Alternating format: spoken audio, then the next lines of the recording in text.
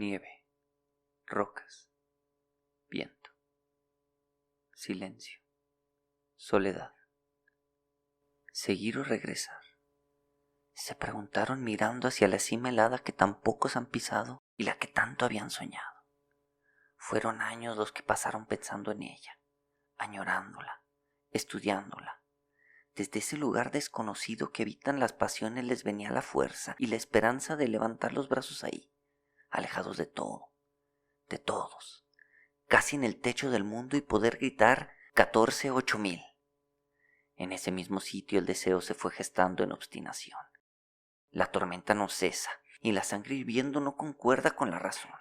Lo saben que tienen que renunciar, pero esta vez no quieren ceder y avanzan encumbrando por el mismo sendero nevado desde donde se despeñaron otras ilusiones de muchos que congelados aún sueñan con llegar. Seguir o regresar. Se dicen con la mirada a cada paso que dan, sabiendo que sin importar lo que elijan, algo han de perder, porque la montaña exige sacrificios y nadie mira la inmensidad desde lo más alto sin haber dejado algo atrás.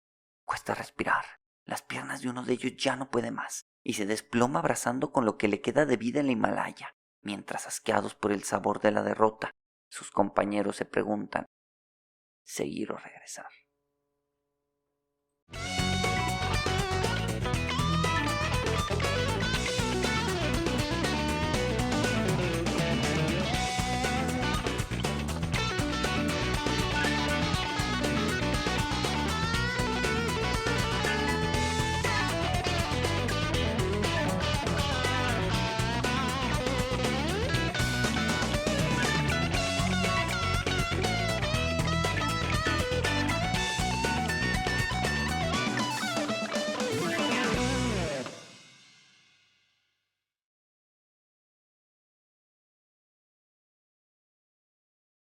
Hola a todas y todos, bienvenidos a Épico y hoy les vamos a presentar Subir 14-8000. ¿Qué onda, Millón? ¿Cómo estás? Bien, carnal, bien contentos de estar de regreso en Épico, un episodio más. Un episodio más, décima semana. Décima semana. Décimo episodio. Aquí no nos han corrido los de YouTube. Hasta donde sabemos. Hasta donde sabemos. Claro. Pero bueno, yo también estoy contento de estar contigo, con los amigos, amigas que nos escuchan, para platicar otra historia de montaña. Vientos. Y esta es una historia que en particular creo que escarba hondo en la naturaleza humana. Aquí alguien también se va a destruir todo como Hillary Allen. Aquí va a haber muerte y destrucción. Maldita sea. Venga. Bueno, para empezar, para no fallarle a la tradición, quiero preguntarte algo. Chale. Es que siempre pasa lo mismo, me metes en aprietos, carnal. No, vamos a ver, esta vez está muy asequible la pregunta. No tiene que ver con la teoría de cuerdas. No, para nada, güey. Perfecto. Aparte de la cerveza, ¿qué otra obsesión tienes en la vida? No la puedo decir sin que nos terminen de censurar. Ok. Algo políticamente correcto que nos puedas decir. ¿Se pueden decir marcas?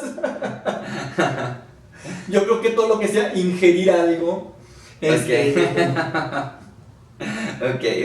en estado líquido puede caber como obsesión en mi vida. Ok, bueno, la cosa es que todos tenemos obsesiones y hoy vamos a hablar de un tipo especial de ellas, la de los alpinistas, por llegar a la cima de las montañas más altas del planeta. Ok, que no son pocas y no están enanas. Bueno, entonces esta va a ser una historia de alpinismo. De entrada, hay que decir que alpinismo y montañismo no son la misma cosa. ¿Tú sabes cuál es la diferencia, carnal? No, de hecho no, para mí todo eso es de gente loca que le da pa'l monte y ya, güey. En parte sí, en parte sí. Como tú, por ejemplo, que te gusta andar ahí trepado. Pero bueno, vamos a ver. Esto no es sobre ti, sí, y sobre todo trepado. Exactamente, lo que sea, de que se trepa uno. El montañismo es cualquier actividad deportiva desarrollada en montañas, mientras que el alpinismo es específicamente ascender montañas escalando, ¿sí? Por tanto, el alpinismo es una actividad de alto riesgo que tiene como factor agregado las condiciones del clima. Ok, a ver, en la montaña puedo subirla corriendo, trotando por perfiles y la otra es de sí o sí, arnés, lazo. Claro, sí. Ok. Lo que pasa también es que el alpinismo por sí mismo aspira a cumbres altas y estas cumbres altas difícilmente podrías llegar. No hay sendero, ¿no? Exacto. No hay O sea, sendero. bueno, ahí ya hay rutas marcadas, pero no es que te la lleves peladita como en una Claro. actividad de senderismo básica, ¿no? Ok. ¿Va? Entonces, el asunto de la seguridad es fundamental en el alpinismo, ¿sí? Es decir, reducir el peligro y los riesgos. De hecho, es tan importante que eso fue lo que definió al alpinismo como un deporte. Ahí te va. Los historiadores del alpinismo, porque los hay, no se ponen de acuerdo en quién fue el primer alpinista. Unos dicen que fue el poeta y filósofo italiano Petrarca, güey, que porque no solo le gustaba fumar porros, sino porque en 1336 le dio por treparse al Monte Ventoso en los Alpes, que tiene 1900 metros de altura. Ok. Simón, la cosa es que hay un debate de si este fue el primer alpinista, porque este güey lo hizo más como una experiencia espiritual, sí, que como un reto, Ok. por así decirlo. Entonces, hay unos que dicen que en él, que fue el primero, fue el geólogo Horace Benedict Saussure, que estaba obsesionado con el Mont Blanc en los Alpes, al punto de que ofreció una recompensa económica para quien lograra crear una ruta hasta la cima, y en 1786 Jacques Balmat y Michael Packard lo lograron, y así ya Saussure pudo irse a trepar a la cima del Mont Blanc, ¿no? Entonces, como este güey sí buscó hacerlo como un reto, aventura, deporte, por ahí la combinación, Claro. no se cuestiona que sea uno de los pioneros del alpinismo. ¿Simón? Pero bueno, ellos son como los padres fundadores de la actividad. Pero aquí la cuestión no es quién empezó, sino cómo lo hizo y cómo cambió esa forma, ¿no? Bueno, desde siempre la gente se aventaba a la brava a subir al monte sin equipo, ningún tipo de recursos, ¿no? Y así fue pasando el tiempo, se fue haciendo como tradición de hacer expediciones, pero la gente se iba así a la brava, güey, a la Viva México, ¿no? Entonces, de hecho, un grupo de ingleses en 1865 organizaron una expedición para escalar el Monte Cervino en los Alpes. Ellos pasaron a la historia por ser los primeros en llegar a esa cima, pero también pasaron a la historia por ser la primer gran tragedia documentada del alpinismo. Es que ahí siempre sale todo a relucir. ¿Para qué te andas trepando allá? ¿Quién te manda? Bueno, efectivamente, Ahí va. estos compas habían llegado a la cima, venían de regreso, uno de ellos se resbaló y se llevó consigo a 8 hacia el precipicio y todos se murieron. Claro, güey. pues van atados todos por Ujú. seguridades. Claro, sí, se los llevó la chingada. la Verge, Simón. Entonces, debido a ese accidente, comenzó a haber muchas críticas al alpinismo por ser tan peligroso, porque en los periódicos siempre salían notas de, estos güeyes subieron tal montaña y así, ¿no? En ese mismo proceso comenzaron a ver las críticas de por qué chingados lo hacían si era tan peligroso, ¿no? Así que se comenzó a pensar en los riesgos y en cómo reducirlos, y debido a eso surgió lo que conocemos como el alpinismo moderno, que dejó atrás el impulso aventurero de irse a lanzar así de huevos al monte, y ya en nuevas condiciones de que se hicieron algunas reglamentaciones o sugerencias acerca de cómo hacer esta práctica.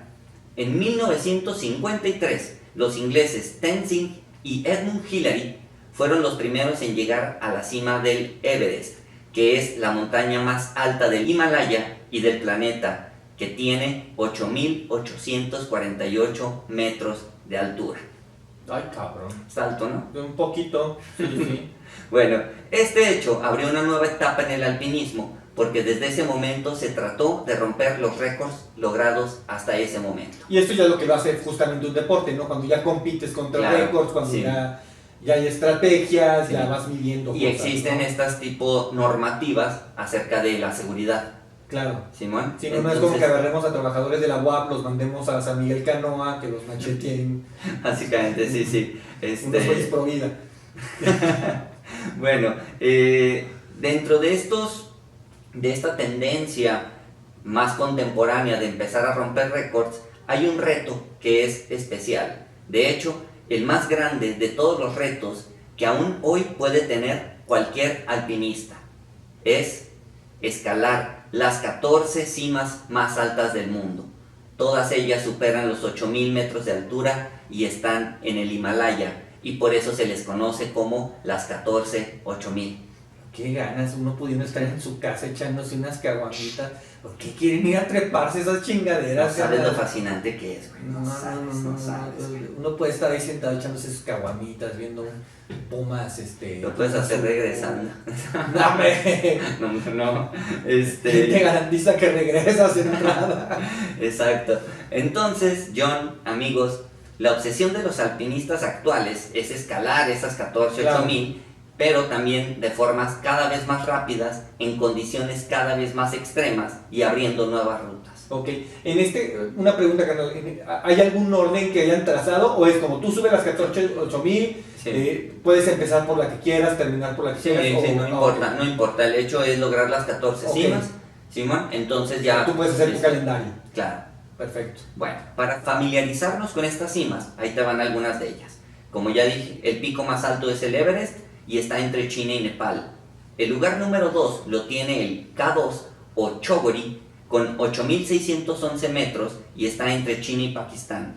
Se le considera la montaña más peligrosa porque el 25% de los que la han ascendido han muerto. Es muchísimos, un cuarto o sea, uno de cada 4 que la trepa se muere. Así es, güey. En 1954 la escalaron por primera vez hasta la cima. Bueno, la novena montaña en altura es el Nanga Parbat, de 8.126 metros de altitud y está en Pakistán. Desde julio de 1953, que fue escalada por primera vez, han muerto ahí 64 personas aproximadamente. El lugar 10 es para el Annapurna, de 8.091 metros de altitud. Esta es una de las montañas más complicadas porque prácticamente está compuesta de hielo y nieve y por eso es común que haya accidentes por avalancha. Claro. De 153 expediciones desde su primer ascenso en 1950, ha habido en ella 59 muertes. Bueno, por último de las que les voy a presentar, el lugar 13 es el Gasherbrum 2, con 8.034 metros de altura y está entre Pakistán y China. Bueno, estas son solo algunas de las 14 montañas que obsesionan a los más pro de los alpinistas del mundo, que por obvias razones son montañas muy peligrosas, ¿no? Claro. Bueno, nada más para darte un dato, güey. En el Everest han muerto aproximadamente 300 alpinistas, ya sea por avalanchas, mal de altura, agotamiento y caídas. Por eso, cuando los alpinistas llegan a Nepal para ascender algunas de las 14 8000, les hacen firmar un papel para que elijan qué hacer con su cuerpo en caso de morir. Ándale, mi cabrón. Así de riesgoso es este pedo, güey. Madres. O sea, básicamente Sí, te sí, dicen, sí, sí. ¿traes testamento, güey? Porque es muy probable que no Sí, regreses, lo más cabrón. probable es que no vengas. Está cabrón. Bueno, eso tuvieron que hacer chingos de veces los hermanos Félix y Alberto Iñurrátegui, que son los protagonistas de la historia que les voy a contar. Ok. ¿Va? Ellos se caracterizaron por hacer ascensos estilo alpino, que es el más complicado. Esto es, sin usar oxígeno, ni cuerdas fijas y casi sin ayuda de sherpas. Está cabroncísimo. Está bien, O sea, porque a cabrón. esas alturas el aire es tan Sí, es no puedes reducido, güey. respirar. Exacto, sí. Entonces, el reto es vencer a la altura y poder sobrevivir a esta reducida cantidad de oxígeno, Claro. ¿no? En la que vas. Bueno, estos compas empezaron escalando el Capitán en Yosemite, en Estados Unidos, en 1989, que tiene 2.300 metros de altura, cuando Félix tenía 22 y Alberto tenía 21. Pero al año siguiente hicieron su primera expedición al Himalaya al escalar una montaña de poco más de 7.000 metros de altura. Todavía no empezaban con los 8.000. Pero el salto es importante, ¿no? Sí, Si vienes de una de está 2.000, 3.000 a una de 7.000, o sea, En un año, güey. es el doble. Sí. Bueno, a partir de este ascenso comenzaron su lucha por lograr las 14 8000 a un ritmo de montaña por año. En 1991 escalaron el Makalu de 8.463 metros, que es la quinta montaña más alta del Himalaya. Lo lograron, pero sufrieron congelaciones. En 1992 subieron a la cima, nada más y nada menos que del Everest, que es el pico más alto del mundo, como ya se dijo, y lo hicieron en estilo alpino. En ese momento, Alberto se convirtió en el alpinista más joven en ascender al Everest sin oxígeno. Tenía 24 años. Así que este güey, en este momento, pudo saborear las mieles de hacer un récord que, como ya dijimos, es parte del deseo de todos los alpinistas. Y aparte, pues prácticamente podríamos decir en cualquier otro deporte, todavía en temporadas de novato, ¿no? Claro, sí. O sea, muy joven y su ascenso es meteórico. O sea, está brincando a montañas gigantescas. Eso, una por año es... Sí, es un esfuerzo encabronado, ¿no? Sí. Bueno, en 1993 hicieron su primera expedición al K2, pero solo llegaron a 8100 metros de altura y tuvieron que regresarse, pero volvieron al año siguiente y lo lograron. O sea, les faltó prácticamente el piquito de la... Sí, ya les faltaba una madre para llegar a la cima, ¿no? Al otro año, es decir, en 1995, no hicieron una cima, sino dos, la del Cho-Oyu y la del Lhotse. En esta última cima estuvieron solo como 30 minutos porque tenían que regresarse al campamento base por cuestión del tiempo, ¿no? Claro. Desde ahí hicieron una transmisión de radio y dijeron que la cumbre era tan pequeña que ni siquiera tenían espacio para hacerse una foto. Madres. Sí, imagínate lo que debe haber sido, güey. Son unos Sí, metros. Sí, están parados sobre una baldosa prácticamente. Unos metros para moverse, sí, Claro. güey. Cabrón. Pero perdón, ahorita dijiste una cosa que me llamó la atención. Esa cosa del descenso. Entonces, el récord incluye ascenso y descenso. O sea, el récord no es nomás te trepas y ya. No, tienes Hay que regresar bajar. vivo, güey. O sea, sí, pero a eso me Sí, voy. sí. O sea, no se para el reloj cuando llegaste a la cima. O sea, sí, hay que bajar todavía. Sí, para que te cuente tienes que Ok. regresar, ¿no? Ok.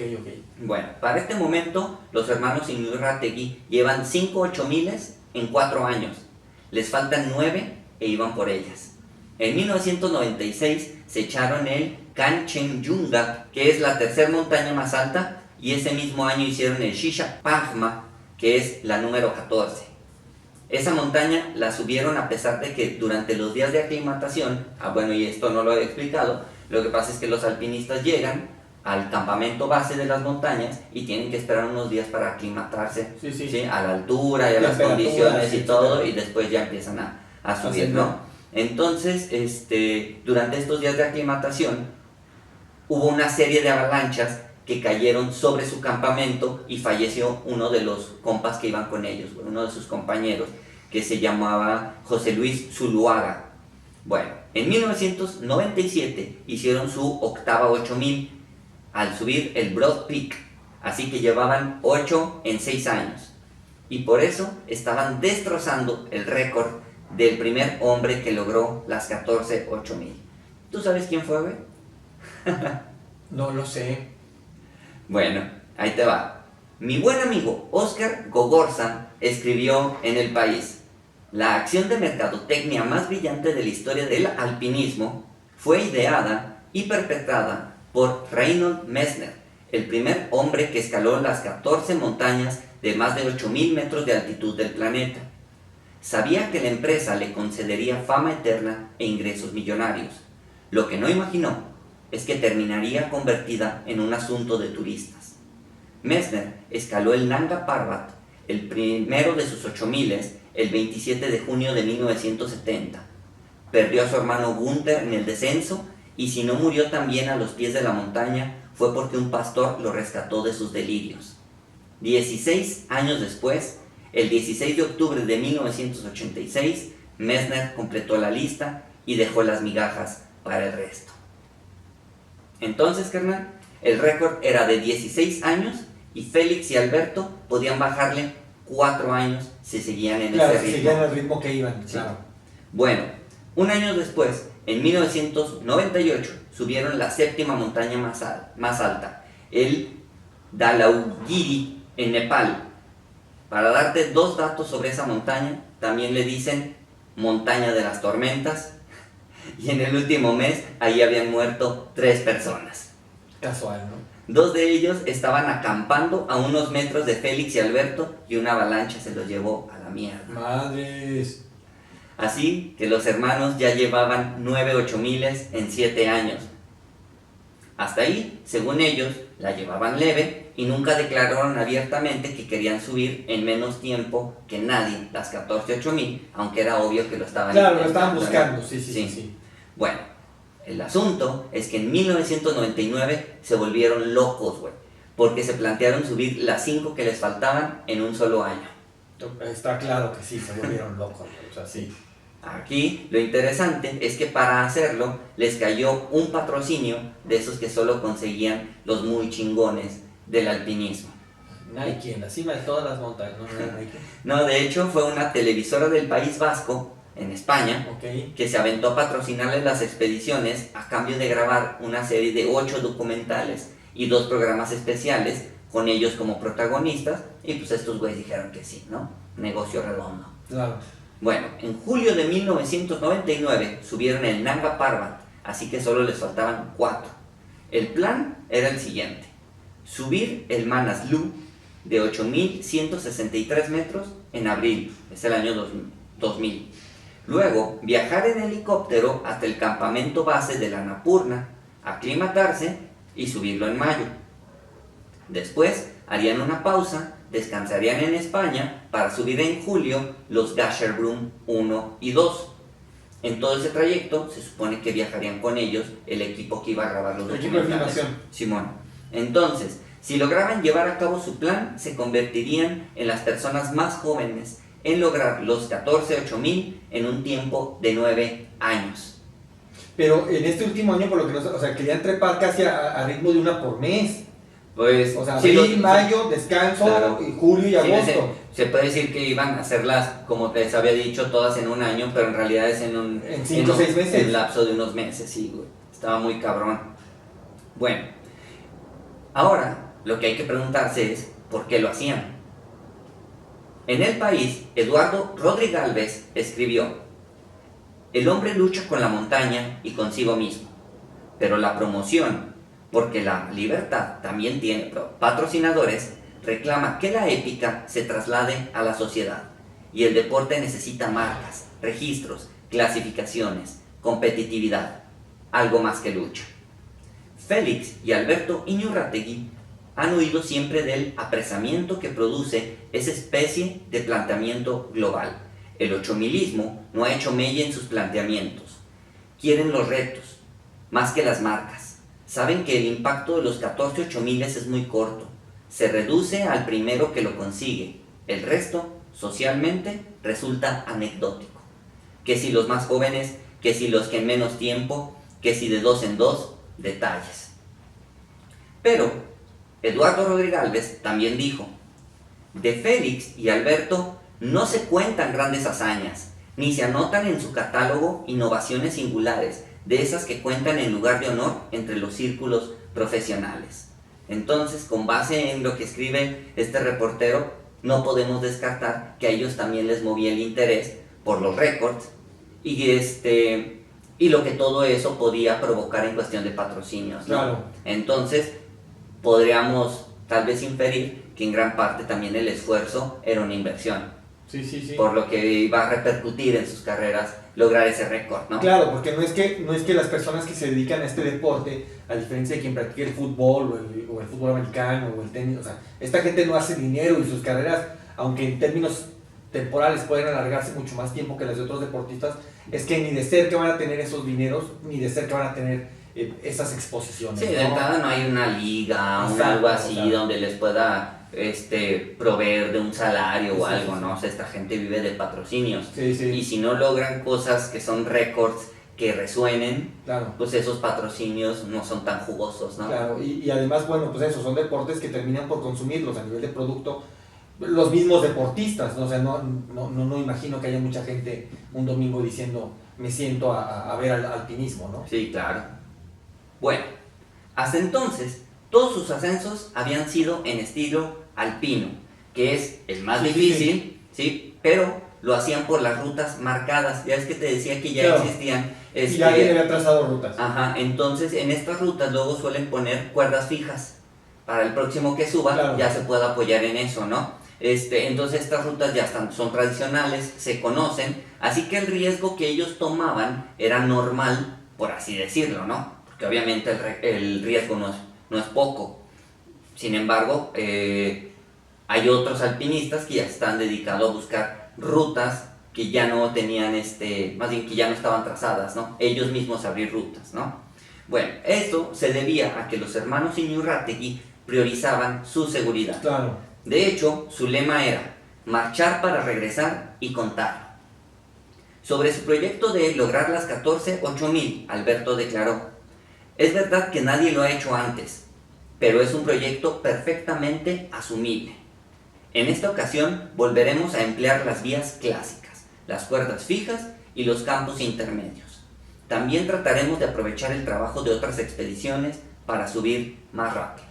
Sí, a ver, me queda claro que tienen en la mente un objetivo, eso, muy claro, pero no se van a volver locos por conseguirlo, ¿no? Sí. No se van a jugar la vida en ello, ¿no? Sí, estos compas, justo lo que se escribe de ellos es que en ese asunto, es como de no pierden de vista la cuestión de mantener su seguridad a costa de lograrlo. Porque además tiempo tienen, es decir, si ese año de todo mundo no lograban las 4 que les quedaban, sí, o sea, podían esperar al año que entra y de todos modos iban a romper el récord. Sí, aquí la cuestión es que me imagino que también es un factor, es decir, tienen margen de maniobra, ¿no? Sí. Pero el récord, entre más impactante sea, más benéfico es, ¿no? Más lo revientes, sí. Claro. Bueno, en un artículo, mi compota, Óscar Gogorza, dijo sobre el estilo de los hermanos: tan pragmáticos como infalibles, los Iñurrátegui han hecho de la planificación un arte, también un seguro de vida que explica su trayectoria fulminante en el Himalaya, los 10.8000 conquistados desde el Makalu en 1991. La suya es más la efectividad que los golpes de efecto, esto es, las vías más accesibles de las montañas más solicitadas. No eligen lo fácil, sino lo que pueden asumir. Que yo creo que una postura muy razonable para el nivel de riesgo que por sí estás corriendo, claro, ¿no, güey? justo me quita las palabras de la boca, ¿no? Es que lo que están haciendo ya es en sí mismo un riesgo absoluto de vida, como para encima empezar a jugarle al mergas, decir, vamos a hacerlo ahora por una ruta nueva, vamos a ver a dónde nos lleva. Con una mano amarrada a la espalda y la chica. Bueno. No tiene sentido. Priorizando la seguridad, tal como lo planearon, subieron el Manaslu en Nepal en abril del 2000 y estaban en buenas condiciones físicas. Solamente Félix tenía un leve problema de pérdida de sensibilidad en los dedos de los pies porque subieron con el peor frío que hubiera hecho en el Himalaya, pero igual podía seguir. En mayo del 2000 ya estaban listos para subir a la Annapurna desde el campamento base, pero siguiendo su filosofía, no subieron porque los pronósticos decían que el tiempo estaría de la chingada y como siempre había riesgos de avalanchas y pues zafaron, ¿no? Claro. Entonces tuvieron que cambiar el plan. Dejarían el Annapurna hasta el final y se iban a ir al Gasherbrum 1 y 2 y después regresarían. Lo dejaron pendiente. Así es que, con el nuevo plan de trabajo, en julio se lanzaron por su siguiente cumbre, la del Gasherbrum 1. Ahí también tuvieron problemas con el clima porque la montaña tenía una capa de nieve bien cabrona, güey. Varias veces intentaron subir, pero no pudieron, así que cambiaron el plan por segunda vez. Se lanzaron al Gasherbrum 2. Sí. Ahí hicieron su periodo de aclimatación y después subieron. Llegaron a la cima el 27 de julio y tacharon una montaña más a su lista. Ok. Así que en ese momento les faltaban 2 que eran las que se les estaban negando. Sí. Bueno, al día siguiente, 28 de julio, el periódico El País publicó una nota sobre ellos. Un precipicio de más de 400 metros de caída se tragó al montañero Félix Iñurrátegui, entre la cima de uno de los míticos 8000 en el Himalaya y su destino, el campamento base. Los hermanos Iñurrátegui acababan de iniciar el descenso después de culminar con éxito la ascensión del Gasherbrum 2, cuando el mayor de los montañeros, Félix, resbaló, cayendo al vacío mientras bajaba por una cuerda fija por las escarpadas laderas del monte. ¿Hilary Allen eres tú? No. Hubiera querido Félix ser la suerte de Hilary Allen, ¿no? Exacto. Madres, cabrón. Bueno, Félix tenía 33 años y se despeñó por un precipicio frente a su hermano cuando descendían a 8.035 metros de altura y faltándole 2 cimas para imponer un nuevo récord en el alpinismo. Chale. Y eso que eran realmente cuidadosos con la seguridad. Exacto, ¿no? güey. Que no andaban por la vida jugando de albergas. Sí. Chale. Bueno, lo más ojete, güey, es que Alberto no pudo hacer nada para ayudarlo, ni antes ni después. Así que tuvo que dejar el cuerpo de su hermano ahí y seguir bajando hasta el campamento base. Cuando llegó, contó en el campamento lo que pasó, mandaron un equipo de rescate para recuperar el cuerpo de Félix. Ahí le preguntaron cómo estaba y él le respondió que bien, ¿eh? Y ahí leí varias notas donde hablan sobre ese momento y dicen que todo lo veían chido, ¿no? O sea, como extrañamente bien. Pero un periodista, que fue uno de los que lo vio y habló con él, declaró lo siguiente: esa aparente serenidad se debe a que la altura no lo dejaba razonar con claridad. Y bueno, quién sabe si fue verdad eso, pero lo cierto es que Alberto no dio ninguna declaración y solo se supo de él hasta el 16 de agosto, que en El País publicaron un escrito que él les envió. Les voy a leer una parte de este escrito. En nombre de toda la familia Iñurrátegui Iriarte y en el mío propio, quiero expresar un profundo agradecimiento por las innumerables manifestaciones de solidaridad y afecto que venimos recibiendo todos estos días, con motivo del fallecimiento en accidente de montaña de mi hermano Félix. Estas manifestaciones han evidenciado lo mucho que nuestra sociedad quería a Félix, lo que nos llena de orgullo y nos ayuda a mitigar el dolor que sufrimos por su pérdida. Personalmente, he abierto un periodo de reflexión cuyas conclusiones, una vez maduradas, expondré en su momento. Hasta entonces, espero que sepa entenderse y compartir la ausencia de declaraciones públicas por mi parte. ¿Cómo ves, Millón? ¿A ti qué te hizo Pues esa no. declaración? Fíjate que de entrada coincido con lo que dice, se me escapó el nombre del periodista, de que yo sí me lo puedo imaginar en estado de shock bajando, ¿no? Además de las condiciones, en efecto, falta de oxigenación, fríos, etcétera, etcétera, sí me lo puedo imaginar que él realmente no le termina de caer el 20, diríamos, ¿no? Y está en ese estado de shock. Y ya para la declaración me queda claro que, como decimos en México, está empezando a bajar avión. O sea, ya está empezando a aterrizar, ya le están empezando a caer los 20 de todo lo que pasó. Y te espejea además, empiezas a medir la propia muerte. O sea, ya le pasó a mi hermano a un lado, lo vi caer, lo vi morir, pude ser yo, ¿no? Claro, sí, yo creo que a mí la declaración me da como la impresión de que él ya se está replanteando la cuestión de su carrera y tal vez de seguir, ¿no? Sí. Pero bueno, en contra de lo que se pensó, y chance porque el hecho de estar en casa le era más difícil, 8 meses después, en abril del 2001, Alberto estaba de vuelta subiendo una de las montañas más altas de Jordania. La neta, en ese momento muchos se sacaron de pedo por el hecho de que haya vuelto tan pronto al alpinismo, pero pues otros creyeron que era normal, ¿no? Que era como su forma de superar la pérdida. Pero el hecho es que lo que sí sacó a todos de onda es que firmó con unas televisoras un contrato para hacer unos documentales en Jordania, Nueva Zelanda, el Sahara, Estados Unidos y también, adivina dónde. ¿En el Nevado de Toluca? No, amigo, en el Himalaya, un poquillo más alto. Bueno, el asunto fue que Alberto pactó hacer eso a cambio de que le financiaran sus expediciones para subir los últimos 8,000 que le faltaban. Y cumplir los 14, sí. Así es.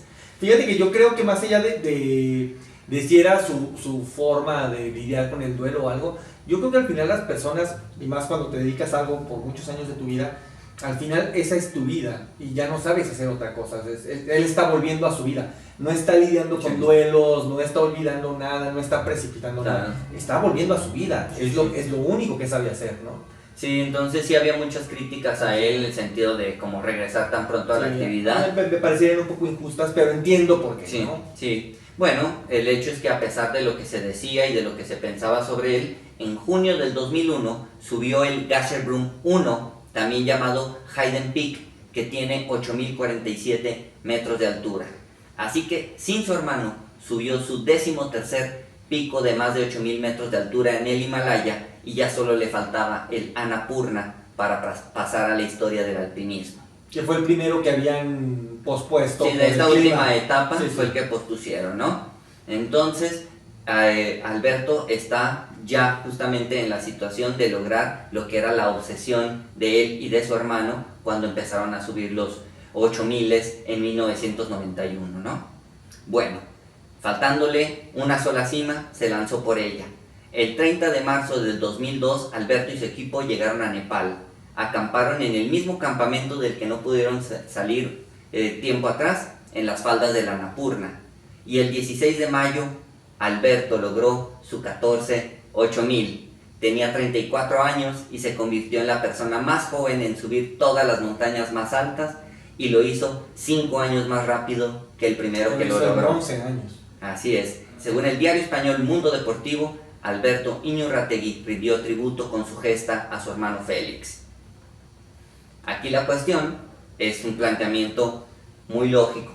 Habiendo logrado la meta que lo obsesionó y también a su hermano, que era en sí el sueño de todo alpinista profesional, se esperaba que Alberto descansara o se tomara las cosas relax, pero no. La cuestión es que sigue. Exactamente, es lo que te iba a preguntar, es que ¿qué sigue, no? Bueno, su nueva meta fue hacer de nuevo las 14-8000, pero buscando nuevas rutas.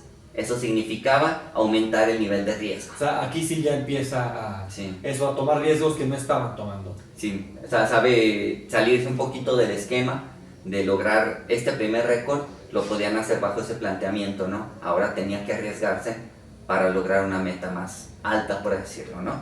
Bueno, para poder lograr esto fue haciendo equipo con diferentes alpinistas con los que tenía buena relación, porque en ese momento pues su equipo era con su hermano y otras personas alrededor. Ahora tuvo que buscar personas con las que pudieran compaginar bien y emprender ese nuevo proyecto. Claro, ¿no? porque entiendo que es una cosa que no puedes hacer en solitario. O sea, Y también a lo mejor con personas con las que no te entiendes, ¿no? Claro. Entonces tiene que haber, creo que, una comunidad de equipo Sí. para poder avanzar como se supone lo estás planeando.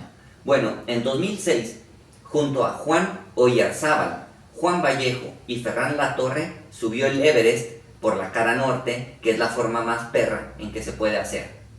La cosa es que tuvieron que abandonar la expedición a 400 metros de la cima, porque Latorre y Vallejo tenían problemas de cansancio y deshidratación, y lo que faltaba demandaba un esfuerzo que no iban a poder realizar. Chale. Entonces, si Alberto quería continuar, tenía que hacerlo solo. Así que todos decidieron dar media vuelta y regresaron. Exactamente. En julio de 2013, junto con Juan Vallejo y Mikel Zabalza, se fueron a hacer el Paiyu Peak en Pakistán, que solo se había subido 5 veces y por la cara norte. Así que ellos dijeron, chingue su madre, lo vamos a hacer por la cara sur. Por donde nadie ha pasado. Por donde nadie ha pasado. Bueno. ¿Sí? La cosa es que se la pelaron, porque faltando el último tramo, como de 1000 metros, se dieron cuenta de que no iban a poder llegar a la cima por la ruta que trazaron. Es decir, llegaron a un punto imposible de continuar. Un impasse. Sí. El asunto fue que de esta expedición sacó algo positivo, es que con ese equipo se sintió chido y con ellos formó ya la asociación de los años siguientes. En 2014 recibieron el patrocinio de la Fundación WOP, que apoya la investigación de enfermedades neurodegenerativas, y se lanzaron a hacer chingos de cumbres muy altas. Pero después de eso, después de hacer un periodo así como de actividades un poco más relajadas, por así decirlo, de nuevo hubo la presión de realizar ascensos que llamaran la atención. Porque gran parte de esta asociación, al patrocinarlo, lo que busca es visibilidad. Claro. Entonces, lo mismo. Sí, sí.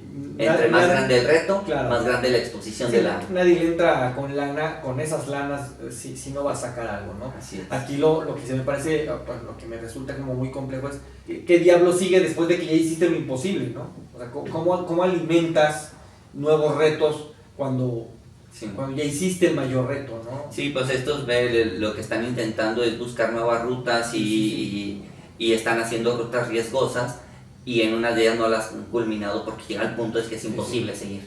No, y lo bueno es que siguen teniendo la madurez de decir no, nos regresamos, claro, ¿no? Sí. Un poquito más locos y dicen, a ver, no la jugamos. Sí, claro, porque justamente la idea de lo que se escucha en el intro del episodio es, seguramente en ese momento se plantea la pregunta, ¿seguir o regresar? Claro. ¿No? O sea, es como de, ¿me arriesgo para lograrlo o privilegio mi seguridad? ¿No? Claro, porque ya me imagino también en ese lugar que, o sea, cuando llegas a ese punto donde no puedes pasar, que sí debe de cruzar por su mente estos 10, 15 metros que estoy viendo imposibles, a lo mejor son los últimos 15 metros difíciles, quién sabe si los paso y ya lo demás, o sea, te va a quedar siempre la duda de qué había después de, de esa pequeña brecha que en ese momento me impidió seguir, ¿no? Y yo creo que tú tocas un punto bien importante, es que la razón todavía no desaparece, ¿no? O sea, el sentido común está ahí, es como de, puede resultar extremadamente peligroso, va para atrás. Va para atrás. Sí, bueno, así que estos compañeros volvieron al Paiyú, según ellos, nada más para sacarse la espinita. Según Alberto, deseamos seguir haciendo aquello que nos apasiona, esto es, alpinismo de dificultad en altitud, acceder a lugares realmente remotos en completa soledad y autonomía, acumular vivencias inolvidables que nos expriman al máximo y que nos obliguen a dar lo mejor de nosotros mismos. Consideramos el alpinismo como una excelente escuela de vida en la que el compromiso, el compañerismo y el esfuerzo tienen su máxima expresión. Ok. Esta cita creo que habla mucho de la visión que tiene de este deporte, ¿no? Bueno, con la presión encima, el 28 de julio de 2014 subieron y tocaron la cima del Paiyú Peak y abrieron una nueva ruta. Eso, a pesar de que un bloque de granito del tamaño de un horno de microondas se desprendió cuando escalaban y le cayó a Juan Vallejo en el hombro. Después del chingadazo, lo doparon a madres y siguió escalando hasta la cumbre, güey. O sea, es Beckenbauer jugando con el hombro dislocado. Así. Bueno, imagínate qué tan difícil estaba esa ruta por la que iban, que cuando terminaron entrevistaron a Mikel Zabalza y dijo sobre esa ruta, sería un suicidio, hablando de quien quisiera repetirla. Claro. Y un absurdo desde el punto de vista de un alpinista. Sí, me lo puedo imaginar diciendo yo, ni en pedo lo vuelvo a hacer. O sea, ya nos habíamos enfrentado porque no sabíamos lo que era y ya, ahora que ya sé lo que es, ni loco lo vuelvo a hacer, ¿no? No salió. Sí, no por la razón que sea. Sí, no vuelvo. La suerte que tuve no la vuelvo a tener, ¿no? Así es. Bueno, el siguiente gran reto que se propusieron, ¿cuál crees que fue, Millán? No sé, yo de Colima. Subir el Gasherbrum 2, Sí, es decir, la montaña donde murió su carnal Félix. Cuando lo anunciaron, Alberto dijo que esa sería su última cumbre y se retiraría del alpinismo. Bueno, la expedición se planeó para julio de 2017 y el plan era enlazar las cumbres del Gasherbrum 1 y Gasherbrum 2 sin pasar por el campo base y escalando dos rutas que solo se habían hecho una sola vez. Como siempre, llegaron al Himalaya, se aclimataron, subieron y se aventaron la primera etapa. Luego se instalaron en el campamento base, esperaron a que mejorara el tiempo para subir a la cima del Gasherbrum 2 porque estaba haciendo un frío de la chingada, carnal. Así, en el campamento base, esperando que el clima mejorara, pasaron días y eso no pasaba, pero ellos se quedaron aferrándose a que saliera la oportunidad de poder subir. Un domingo, de plano, se dieron cuenta que no iban a poder lograrlo, pero igual se quedaron para ver si había suerte. Entonces estaban aferrándose a la idea de que se abriera una ventana de mejora de clima para lanzarse y subir. El lunes, desde su campamento, vieron regresar a un equipo de alpinistas que habían llegado a la cima por la ruta normal y saludaron a varios de ellos que se habían hecho compitas en el campamento base, ¿no? Otra vez son grupos reducidos los que practican. Sí, entonces ahí se topan 2-3 expediciones y se conocen, ¿no? Bueno, entre pláticas se enteraron que los que regresaban habían dejado atrás a un güey que iba con ellos, al italiano Valerio Anovanzi, de 59 años. Bueno, Alberto, Mikel y Juan Vallejo se sacaron de pedo, porque los otros bien tranquilos les dijeron que el don se fue quedando atrás porque no le seguía el paso y que tenía dificultades para hablar. Entonces, estos compas se quedan mudos, güey. Porque, pues, ¿cómo vas a dejar a un güey ahí nomás, no? Y más, estás solo en la montaña y sabes que tiene problemas de salud o está mal físicamente, ¿no? Bueno, en chinga se fueron y buscaron a un fotógrafo que estaba en el campamento base, le pidieron la cámara y con el teleobjetivo estuvieron buscando por la ladera hasta que encontraron una casa de campaña. En ese momento eran como las 8 de la noche. Entonces, los tres españoles se juntaron y decidieron ir por él. Así de noche, vámonos. Sí, de hecho esperaron a que fuera la medianoche para empezar a caminar y poder llegar a ese punto con algo de luz. ¿Simón? Ok, calculando el tiempo en el Sí. que va a salir el sol, perfecto. Exacto. Entonces, subieron hasta allá y cuando llegaron, Valerio Anovazzi aún respiraba, pero estaba casi muerto, güey. Yo me imagino tu hipotérmico. En una declaración Alberto dijo: nos encontramos a Valerio como un pajarito. No creo que hubiese pasado un día más con vida. Un médico desde el campamento base nos explicó cómo administrarle dexametasona y con este medicamento y 3 litros de bebida, el hombre reaccionó. Cuando recobró el conocimiento, les dijo que había tratado de bajar 3 veces, pero que se sentía sin fuerzas y como había una pendiente y no tenía cuerda fija, temía despeñarse, así que se quedó en su tienda. Bueno, se quedaron con él alrededor de 12 horas, lo calentaron, lo alimentaron, lo hidrataron y lo medicaron lo mejor que pudieran. Claro, Porque no es una atención médica Sí, claro, es lo la que debía recibir, ¿no? Lo que puedes estar trepado en una ladera, además. ¿no? Exacto, ¿no? Como no podía caminar, lo bajaron poco a poco con cuerdas y eso les llevó un chingo de horas de esfuerzo. Llegaron a uno de los campamentos, al campo 3, ahí vieron que ya podía caminar, pero lo hacía tan lento y con tanta debilidad que los ponía en riesgo a todos, güey. Así que con cuerdas lo fueron llevando hasta el campamento base. Y bueno, eso fue también porque el clima era tan malo que ningún helicóptero podía llegar a alguno de los campamentos que estaban en el trayecto, güey. Chale, cabrón, chale. Bueno, después de todo este desmadre, cuando llegaron al campamento base, algunos periodistas se les acercaron y les preguntaron qué había pasado. Miquel Zabalza declaró: para nosotros, esto es el ejemplo máximo del alpinismo, en el que creemos. Estamos felices porque esta es la mejor de las cimas. La vida es la cumbre más importante. Qué chido. Después del bajonazo de la expedición, estamos tremendamente satisfechos. Pero, lo cabrón, fue lo que agregó. Es una historia que se repite. Nosotros entendemos la montaña desde su lado noble y jamás nos acostumbraremos a este tipo de actuaciones. Conocíamos a Valerio de verle en el campo base, así que cuando supimos que podía estar vivo, ni lo dudamos. ¿Cómo íbamos a abandonarlo? Estoy muy dolido por la actitud de muchos alpinistas que ni siquiera se quedaron en el campo 1 a echarnos una mano en el descenso. Hablando de abandonar a este cabrón, Claro. y de ni siquiera ayudar en lo mínimo a la tarea de rescatarlo, ¿no? Me estás recordando lo que les comentaba yo en el episodio anterior, cuando hablábamos del episodio de Cena, cuando Eric Comas es el único piloto que no se detiene, o sea, él va porque quiere salvar a Cena, ¿no? Sí. O sea, esta cosa de él me salvó a mí, y es una cosa de compañerismo, porque un poco lo que decíamos, ¿no? Si en la F1 son 20 pilotos y en el constante trabajar a lo largo de la temporada se terminan por conocer todos, terminan por ser una suerte de familia. Acá es lo mismo, o sea, son bien poquitos al final, Sí. se conocen en los campamentos. A mí me resulta completamente comprensible la reacción de ellos de decir, ¿cómo lo dejaron ahí? Vamos y lo rescatamos.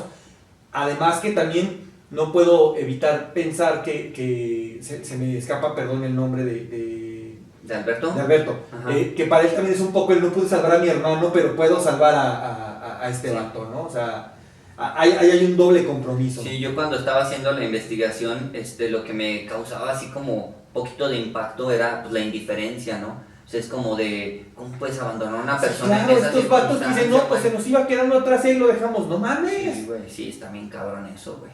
Sí, está muy fuerte. Pero bueno, al respecto, no encontré una sola declaración de Alberto al respecto, pero desde mi punto de vista, esto debió haberle impactado muy cabrón, ¿no? Imagínate, era su último ascenso y falló. Justo en la montaña donde murió su hermano y no pudo hacer nada por él, pero sí pudo salvarle la vida a otra persona. Sí. De haber sido una situación bien especial para él, ¿no? Bueno, cuando regresaron a Bilbao, dieron una rueda de prensa. Juan Vallejo hizo una declaración que se me hace bien choncha, güey, porque sus palabras dejan ver que no podían dejar de lado su competitividad. Dijo: el rescate ha sido un accidente, pero no queremos tapar el fracaso del reto deportivo con el rescate. No dudamos de ir por él, pero no queremos darle importancia. Es la esencia del alpinismo, es algo que todo alpinista debería hacer. El pedo para ellos y sobre todo para Alberto fue que esa fue la última expedición con patrocinio de la Fundación WOP. De hecho, hicieron un evento como de clausura ya nada más para darle cierre a esta campaña de cimas que habían pactado en la cima del monte Gorbea y juntaron a los 3 españoles con Valerio Anovazzi, ya sanito y de buen humor el cabrón, ¿no? Así que los 3 españoles se quedaron sin varo para hacer un nuevo intento de acabar su proyecto. Pero en febrero del 2018 recibieron la Medalla Vasca de Emergencias y Protección Civil por el rescate que hicieron en el G2 y eso los convirtió en algo así como celebridades en su país. Y bueno, digo celebridades pues para ser alpinistas, ¿no? Claro, sí, entiendo. El nivel de repercusión que podía lograr este tipo de deportes, pero lo que sí se ganaron fue el respeto de toda la comunidad de alpinistas, claro. ¿no? Bueno, en la ceremonia de entrega de la medalla, Alberto dio un discurso y dijo: lo importante no es solo alcanzar la cumbre, sino que el fin es el cómo. ¿Ok? ¿A ti qué impresión te da la frase, güey? Es que esto se pone muy aristotélico, ¿no? O sea, son más importantes los medios que los fines en sí mismos. Sí. O sea, yo estoy de acuerdo con eso. O sea, el cómo logras la hazaña es más importante que la hazaña en sí misma. Claro. Creo que estoy de acuerdo con la forma en la que se expresa. Sí, yo creo que tiene mucho de eso, pero también tiene algo de resignación, ¿no? Es decir, no pude culminar y cerrar con a lo mejor de la forma que lo había planeado, pero no es un mérito menor la gesta que hicieron. Claro, ¿sí? Exacto, sí. Entonces yo creo que bien o mal les agüitó el hecho de no haber logrado la cumbre, ¿sí? Sobre todo porque Alberto en ese momento tenía 50 años y había pasado desde los 22 obsesionado con subir montañas y romper récords y abrir rutas y vivir así, y yo creo que debe haber sentido muy culero tener que dejar eso. Sí, ¿no? cerrar de esa forma, digamos un poco sin intentarlo, ¿no? Porque al final las circunstancias los llevó a que ya ni siquiera lo pudieron intentar. No es como las ocasiones anteriores en las que lo intentaron y por la nueva ruta, bueno, se encontraron con un impasse y regresaron. Aquí ni siquiera pudieron intentarlo. Claro. Pero yo sí veo también ese otro cómo, con cierta validez, ¿no? O sea, aquí no fue tampoco un fracaso en este estricto sentido de lo intentamos y no pudimos. A ver, hubo algo de fuerza mayor que nos impidió intentarlo, ¿no? Claro. Yo siento que lo que yo percibo de un poquito a lo mejor de tristeza o resignación en Alberto tiene que ver con que lo iba a abandonar, o sea, no iba a volver a hacer alpinismo, y es que creo yo que hay obsesiones que no se acaban con la edad, ¿no? Claro, pero ahí también yo creo que, y aquí yo entro en el terreno de la especulación, por lo que hemos visto en otros deportes que seguimos con mayor regularidad a la hora que se retiran los deportistas de su práctica profesional. Te retires como te retires, te duele. O sea, claro. Al final Jordan se retira en la cima más alta y se retira llorando porque sabe que ya no va para más, ¿no? Y claro. él se retiró siendo campeón y eso no le quita la tristeza, ¿no? De dejar de hacer algo que has amado y que has hecho por tantos años de tu vida, que te define, que dice esto soy, ¿no? Claro. Y bueno, por el hecho de estas obsesiones que perduran, es que les voy a hablar un poquito sobre Valerio Anovazzi, al tipo que rescataron en el Gasher Room 2. Bueno, este compa era albañil de profesión en Italia, pero también estaba obsesionado con las montañas, así que cuando lograba ahorrar suficiente lana, se lanzaba a subir alguna, güey. Este carnal no era alpinista profesional, pero ya se había aventado las cumbres del Manaslu en Nepal de 8,156 metros de altura y el Cho Oyu de 8,201, que es la sexta montaña más alta del mundo. Así que para él subir el G2 pues realmente era un objetivo lograble. Sí. Simón. Entonces, él llegó al Gasher Room 2 con otros 7 alpinistas de Rusia, Irán, Bélgica y España en una expedición comercial organizada por una agencia y por eso no conocía a nadie. Es decir, que una agencia promocionó un viaje al Himalaya, contrataban el servicio y iban al tourcito, los dejaban ahí y subían en grupo, pero no eran equipo. Claro, como quien dice, vámonos todos en estos paquetes a Vallarta y te trepas a un camión y no sabes quién es el güey que va al lado, ¿no? Exactamente. No sabes que sus niños van chillando. Bueno, en una entrevista Valerio contó que en el ascenso el clima estaba chido, pero que tuvieron que rodear una roca grandísima y eso les llevó algo así como 12 horas. Total, que cuando llegaron a la cima, se sacaron unas fotos y fue entonces que le empezó a dar el bajón y tuvo que empezar a descender, pero ya sintiéndose bien cansado, güey. Cuando llegaron al campamento 3, se metió en su casa de campaña, se durmió y en la mañana que despertó, los demás ya se habían ido. Después, en sus palabras, no habría tenido ningún problema para bajar por mis propios medios si las condiciones del tiempo no hubieran empeorado. El problema es que nevó y hacía mucho viento. El primer día no pude ni salir de la tienda. Después, la nieve aumentó y era peligroso intentar bajar solo. Lo intenté varias veces, pero no se veía nada. No sé cuánto tiempo habría podido resistir. Después de 3 días sin agua, me di cuenta que poco a poco me quedaba sin fuerzas. Sabía que ahí no subiría ningún helicóptero, y los que habían llegado a la cumbre conmigo no tendrían fuerzas para volver. No tenía radio y el teléfono satelital estaba en el campo base. El único contacto con el resto del mundo fue solo visual. Desde el primer día que estuve estancado a 7000 metros, me quedé sin gasolina y por tanto no tenía nada para beber. En un momento escuché que alguien me llamaba, ¡Valerio! Ahí me di cuenta de que estaba a salvo. O sea que este güey en un momento perdió la noción del tiempo, ya se había tal vez resignado a morir, y en eso escuchó que lo nombraron y eran los españoles que fueron a salvarlo, claro. Bueno, lo más cañón del asunto es que un mes después del rescate declaró: yo no fui abandonado por nadie. Hice la cumbre junto a los otros que estábamos con Lela Expedition, pero cada uno iba por su cuenta. Me quedé allí, solo, pero no fui abandonado.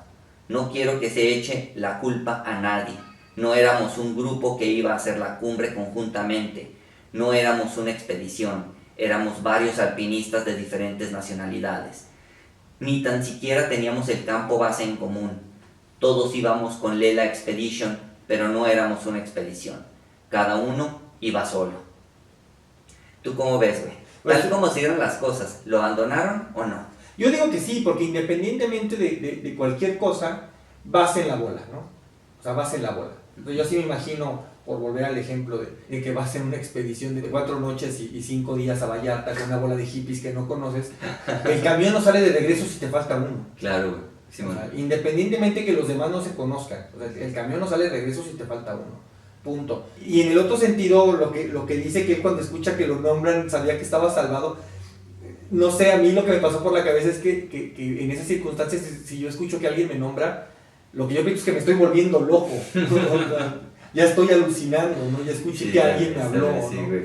No sé, está muy cabrón, güey, está muy cabrón. Sí, pero muy cabrón. la respuesta concreta a tu pregunta es, para mí, independientemente de que fueran cada quien por su lado, van en bola y no dejas a nadie. Claro. O sea, yo no me veo abandonando a nadie, pero yo no me veo trepando en una pinche montaña de esas. Pero ya en esas circunstancias, neta, no me veo dejando a nadie. Sí, no, está muy cabrón, güey.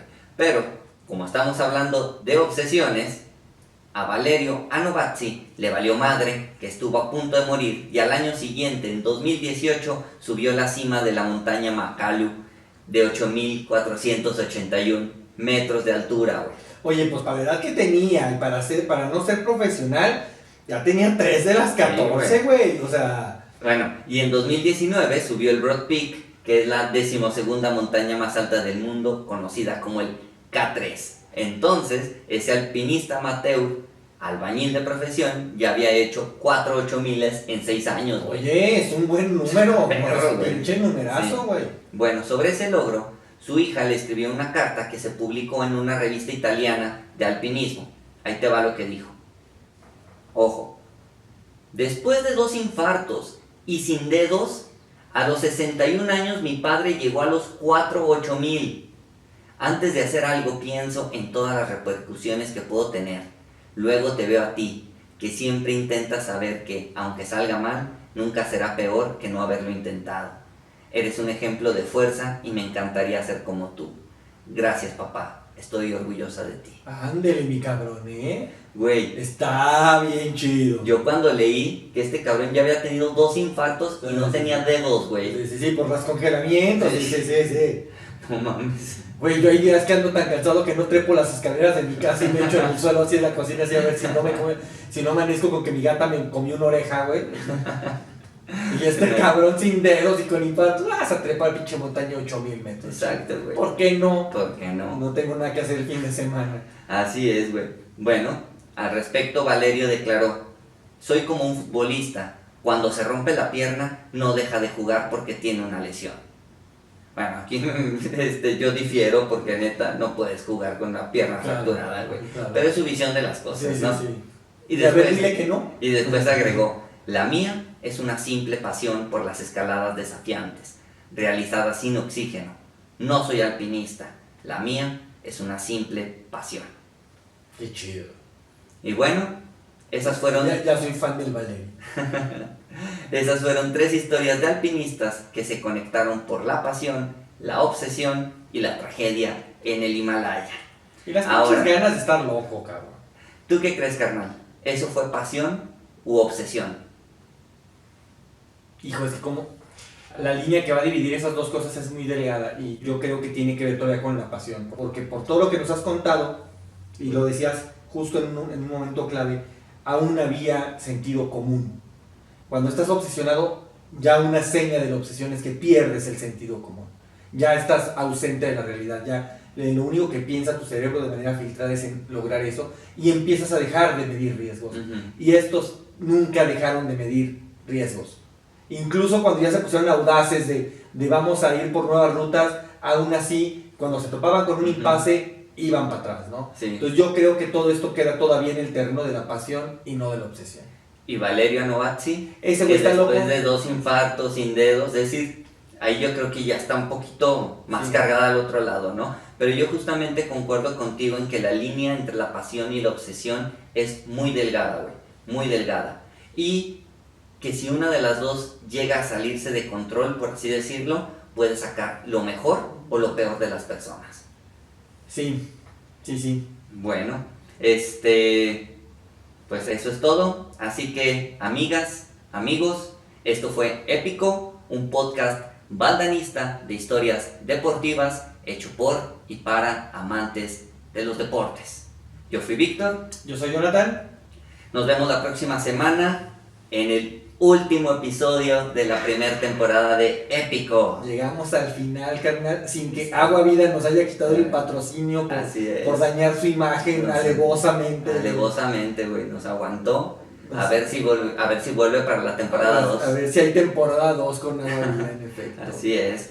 No olviden suscribirse, seguirnos, Dar like, comentar, todas estas activar la campanita, favoritos, compartir, seguirnos en nuestras redes. Calificar el episodio. Así es, háganos saber la epicidad del episodio poniendo estrellas en los comentarios y también, si se les da la gana, mándenos su opinión sobre el episodio y sugerencias de temas que les gustaría que presentáramos En la siguiente temporada. en la siguiente temporada, así es, porque ya el próximo ya está pactado. Exacto.